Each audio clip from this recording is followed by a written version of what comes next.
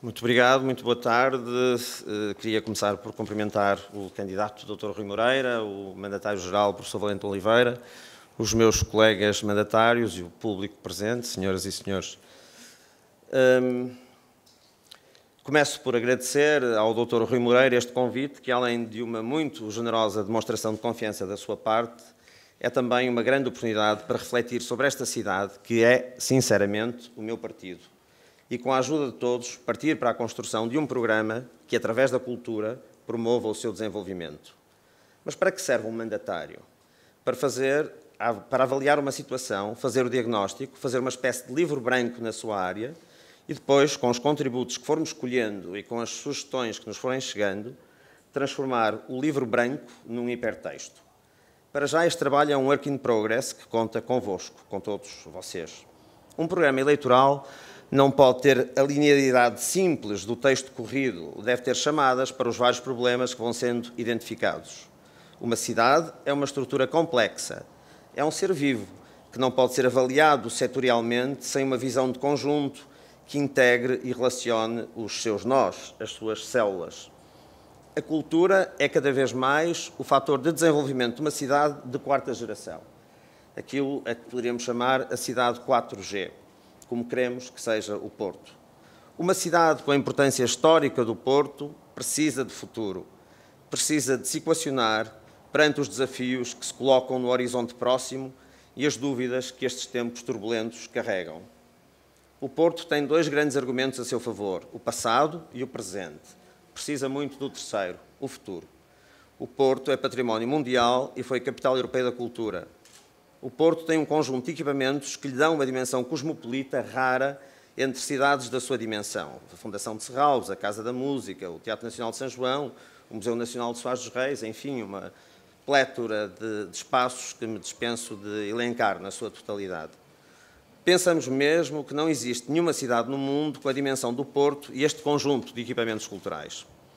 Portanto, existindo esta marca forte de um passado, património, e um presente ativo e desafiante, o Porto deve e pode sonhar com um pouco mais de futuro.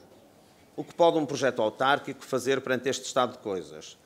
Desde logo, tentar ser popular e cosmopolita ao mesmo tempo. Parece difícil? Não. Uma cidade só é verdadeiramente cosmopolita se for popular.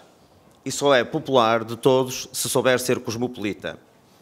Sem cultura, a cidade é um conjunto de habitações e serviços. Ela é, por isso, o grande fator de coesão social, regeneração urbana e diferenciação económica, como vimos os vértices que animam o projeto autárquico de Rui Moreira.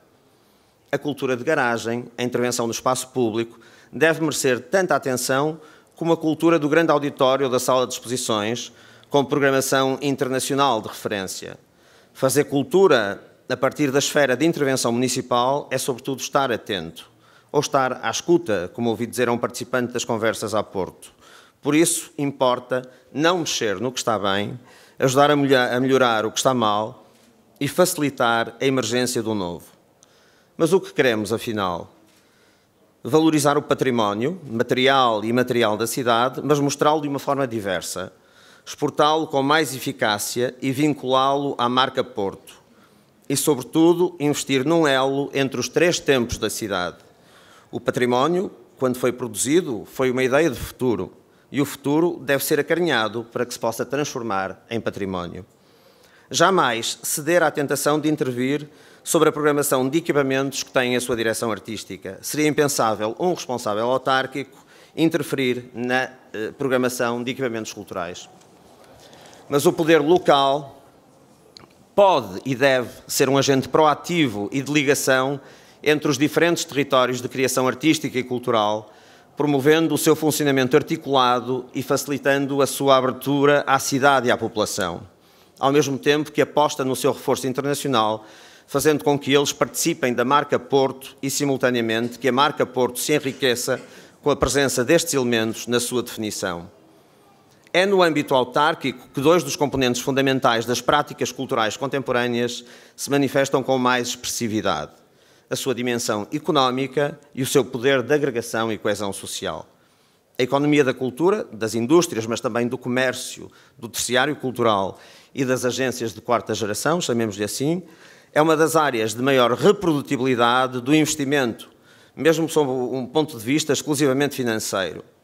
Mas se a essa reprodutibilidade óbvia associarmos a repercussão social que um pequeno investimento pode ter, verificamos que a cultura só pode ser um tópico fundamental da agenda autárquica.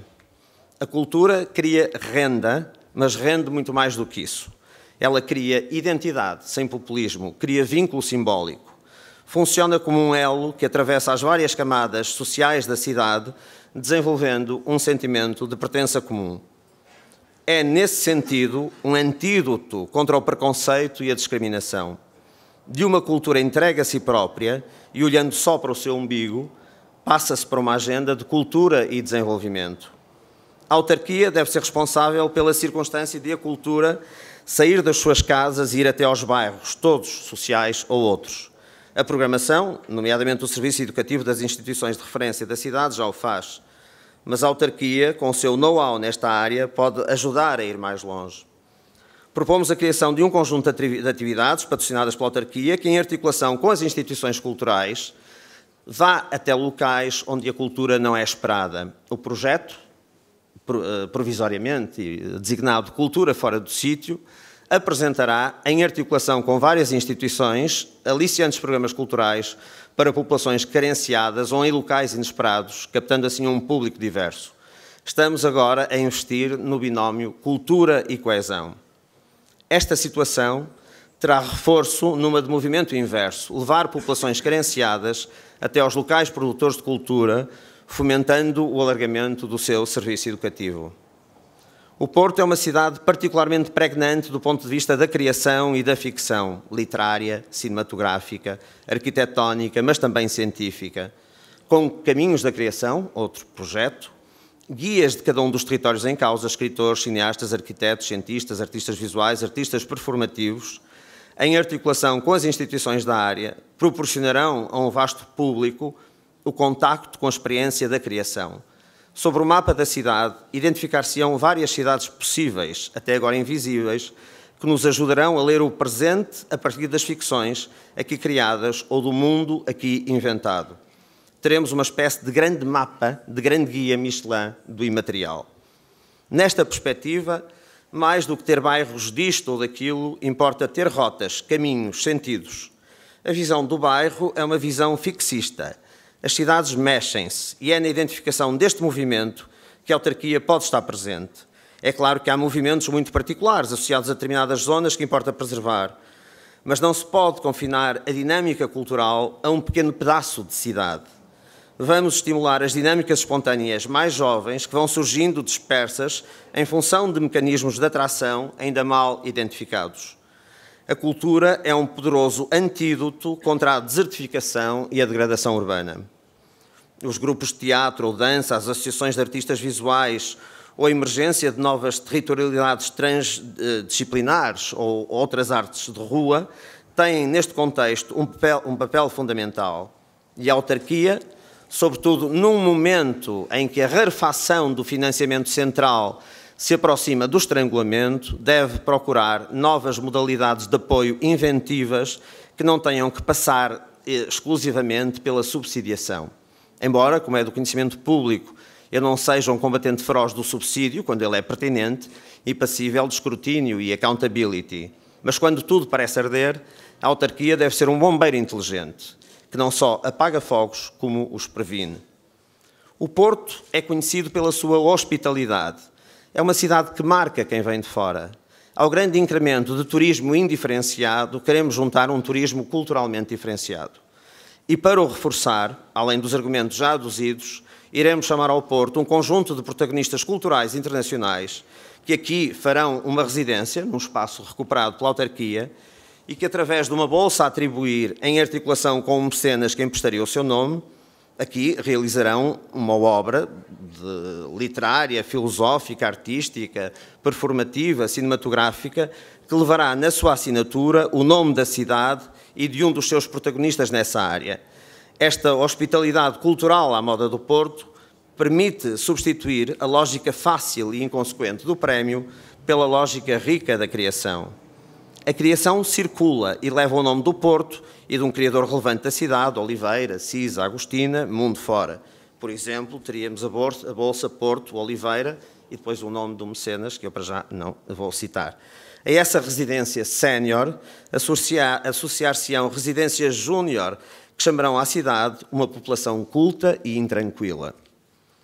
Falta o futuro, aquilo de que todos tanto estamos carenciados neste momento. Com as Jornadas do Futuro, pretendemos transformar o Porto no grande palco internacional onde se discute o futuro, uma semana por ano. Uma espécie de Davos do futuro, com o natural envolvimento das universidades do Porto e das instituições culturais e sociais de referência, propomos que a cidade se vire para a discussão do futuro em todas as áreas, não só científicas, mas também económicas, sociais, artísticas, transformando o Porto na grande arena internacional da discussão do futuro, que é já presente, como de resto se anuncia na própria designação, um pouco paradoxal e oximórica, as Jornadas do Futuro. Como se verifica, optamos por não apresentar propostas setoriais para o cinema, a literatura, a arquitetura, a ciência, etc., porque entendemos a cidade como espaço da expressão da cidadania, e a cidadania não é setorial, é transversal e interdisciplinar. Há situações pontuais para as quais teremos naturalmente de ter resposta, como são o caso Rivoli, o caso cinema e as suas casas, além do caso do livro. Mas neste voo de pássaro, quisemos pensar, sobretudo, uma ideia de programação política autárquica transversal, não no sentido de acharmos que a autarquia deva ser um instrumento de programação cultural, muito pelo contrário, como dissemos, mas por termos a certeza que uma boa programação política é um poderoso agente de afirmação cultural da cidade e que, através da cultura, a cidade ganha orgulho e identidade, abrindo-se a si e ao outro. A candidatura de Rui Moreira é livre e independente também na forma de pensar. E se o nosso partido é o Porto, a cultura que propomos é a do Porto no mundo e a do mundo no Porto. Obrigado.